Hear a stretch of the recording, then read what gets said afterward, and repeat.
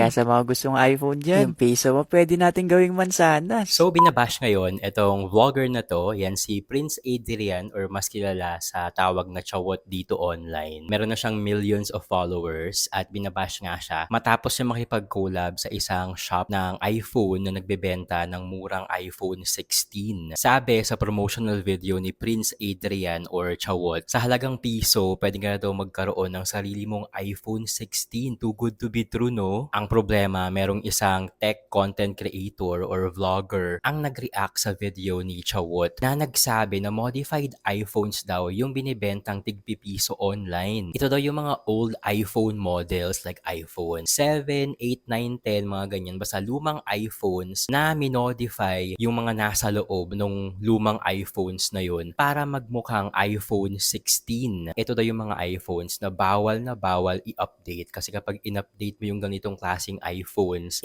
posible na magkaroon ng problema like mag-hang, mag-lag, hindi na mag-on, at ang pinaka-worst, pwede daw yun mag-overheat. Grabe, summer pa naman ngayon sa Pilipinas, sobrang init ng panahon at sobrang daming appliances ang pwedeng mag-overheat, pwedeng sumabog, pwedeng mag-cause ng sunog sa bahay nyo or sa kapitbahay nyo din. So, doble ingat sa pagbili ng mga ganitong klaseng cellphones. Especially yung mga too good to be true na offer, yung tigpipiso lang, pwede ka na magkaroon ng iPhone 16. I think hindi alam ni Prince Adrian yung pinasok niyang brand deal, no? Kaya importante talaga influencers na nag-a-accept ng mga ganitong brand deals na background check muna kung okay ba talaga yung mga brands, yung mga shops na pinopromote natin sa account natin. Baka mag-backfire sa atin at mabash tayo tulad ng nangyayari ngayon kay Chawot. So guys, doble ingat sa pagbili ng mga ganitong klaseng modified iPhones. Baka nakabili nga kayo ng pisong iPhone pero bahay nyo naman ang masunog kapag nag-overheat yung iPhones nyo. Pero kayo ba, willing ba kayong bumili ng tigpipisong iPhones? Comment down below.